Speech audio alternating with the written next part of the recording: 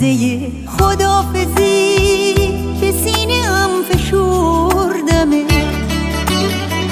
اشک چشمام جاری شد، دست خدا سپردمه. دل من راضی نبود به این جدایی نازنین. عزیزم منو ببخش اگه یه وقت آزردمه. گفتی به من قصه نخور، میرم و برمیگردم، هم سفر پرستوها میشم و برمیگردم. گفتی تو هم مثل خودم غمگینی از جدایی، گفتی تا چشم هم بزنی میرم و برمیگردم.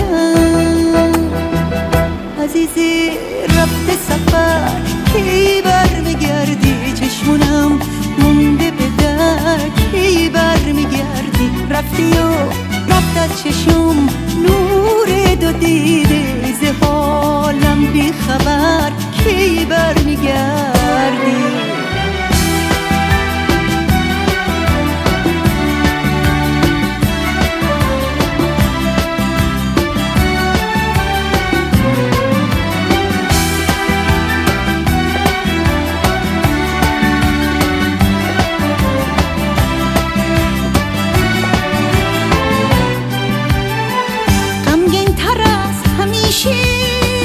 به انتظار نشستم، پنجره امیدم و هنوز به روم نبستم.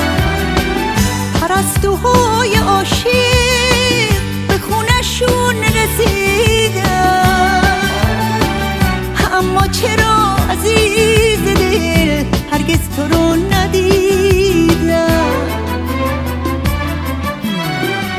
گفتی به من قصه نخور، میرم و برمیگردم، هم سفر پرستوها میشم و برمیگردم.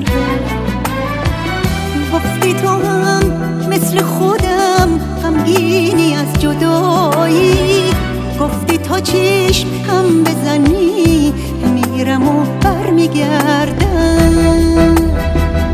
عزیزی رفته سفر کی برمیگردی؟ چشمونم مونده به در کی برمیگردی؟ رفتی و رفت از چشم نور دو دیده، ز حالم بی خبر کی برمیگردی؟